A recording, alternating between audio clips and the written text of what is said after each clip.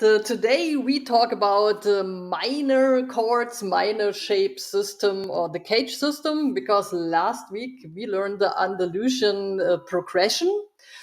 And that we can jump into further steps, we should know something about the minor chords and scales, because we can improvise with minor scales to this Andalusian progression.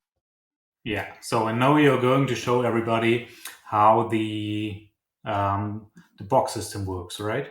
Now, first we do the cage, Yeah. and the next step would be the box system. So the first of the cage system, we use the chord C, A, G, E, and D.